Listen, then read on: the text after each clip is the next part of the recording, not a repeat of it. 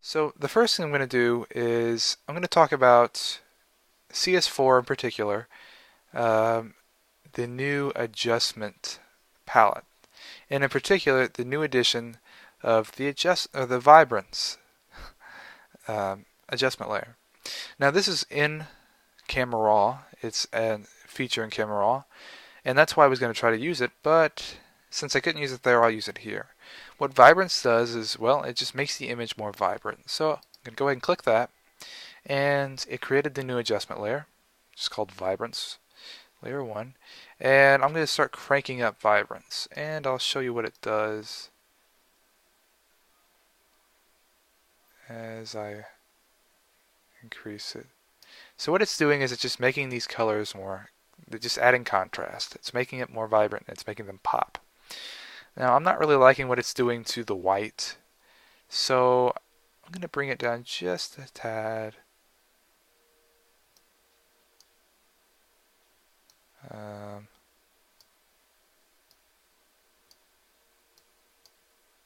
let's see if that makes much of a difference. Not really in the foreground, which is what I'm going to work with, but it is making the brown stand out more. As you can see, here's the before. Let's go back over here, and the after. It's just more vibrant. So from here, what I want to do is I'm wanting to make the subject of this photo, well, the focus, the center of attention in this photo. So the easiest way of doing that is to simply, well, blur the rest of your photo out. Um, and that's the great thing about Photoshop CS3 and CS4 is they have the quick selection tool. So what that's going to allow me to do is, let me get a bigger brush, is quickly go over and select the horse. So just kind of drag over, and I just want to get in here, get these main colors, and let's went in to add some over here. I'm going to give me some room to work with, and let's start to cut out these. We don't want all this green going on. And it doesn't have to be a perfect selection, we just want a rough selection. In fact, you could probably just go ahead and do this with a brush and a mask, which is probably what I'll end up doing. Yeah, for the sake of time, I'm just going to go ahead and do that. So, I'm going to duplicate the layer, the background layer. Always, before you start any editing, and I should have done this even before I created my adjustment layer, create a duplicate of that background layer and leave that one alone. In fact, I'm just going to turn it off. This is always good. It's always a backup in case you screw up one layer by directly editing it, which I highly discourage anyway, but sometimes you have to, and it's always nice to have a backup. So I'm just going to go ahead and go to Filter, Blur, Gaussian Blur. And since this is a big image, I'm going to beef up the blur a little bit. Not a tremendous amount, because we really don't want to blow up the image. We just want to, yeah, that'll work, 2.5 pixel.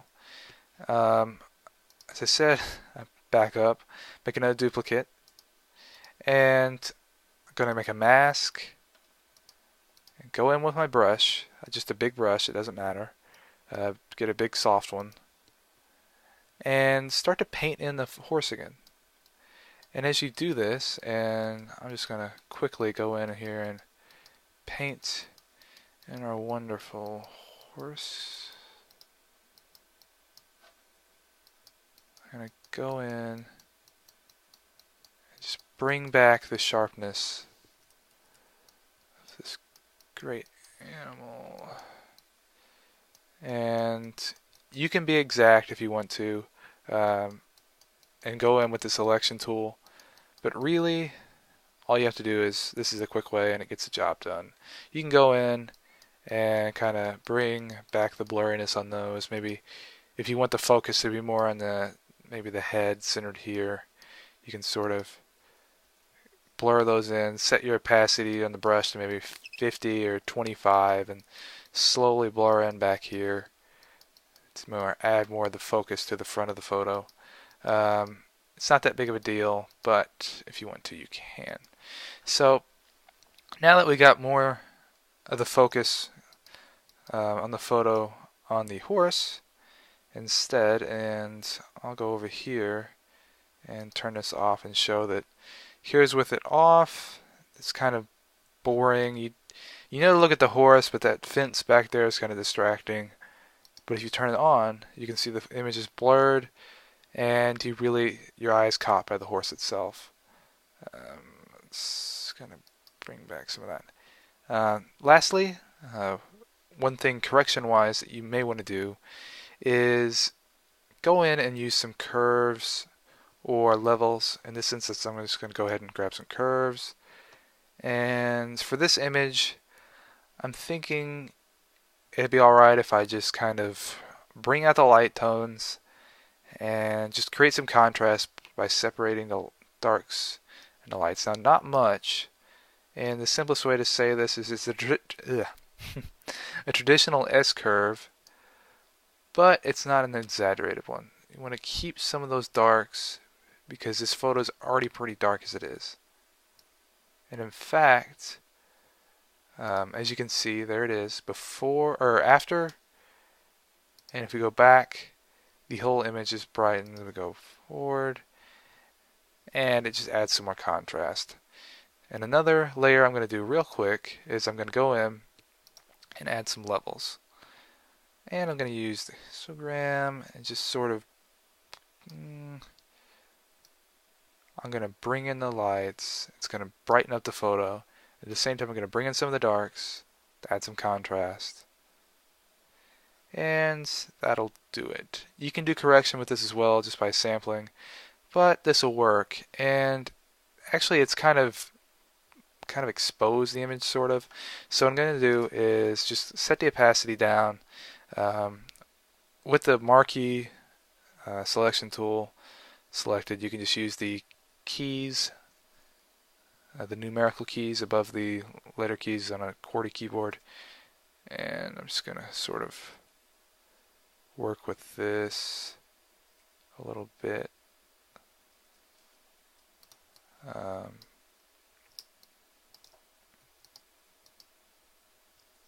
Sort of zoom out just a bit so I can see what I'm working with a little better.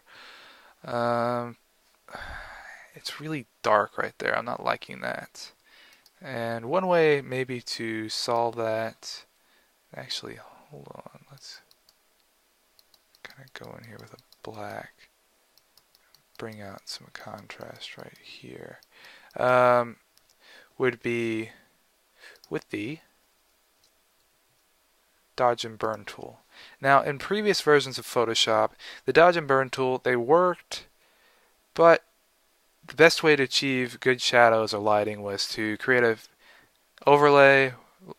new overlay layer with 50% gray filled, and just brush it in. That's how I did it, and that's how a lot of people I know did it. But in CS4, the dodge and burn tools actually are useful, and they are actually very good tools to use. I'm going to go back and just select my background layer or my copy. Remember, I'm going to make a copy of it just in case. I'm going to increase my brush size, make sure it's a soft brush, hardness is 0. And as you can see, it's really bringing out those tones. And in fact, you want to check protect tones, and I'm going to hit shadows, and I'm going to bring out some of these shadows. And this is just simple photo correction you can use. You don't have to do this, but in this image I feel that it sort of needs it. So I'm going to set the exposure down to maybe 15. Just going to come in, give it a few hits, and just that alone really made the image come alive, in my opinion. Here's before. It's dark, there's a lot of contrast, there's too much in my opinion. Here's after, it's lit. The brightness is there. You can still tell the lighting is coming from the right, which is good. You don't want to give a false sense of lighting, or you don't want to confuse, but it's not as intense of a shadow. So that's more or less all the basics you need to do basic lighting correction, color correction, etc.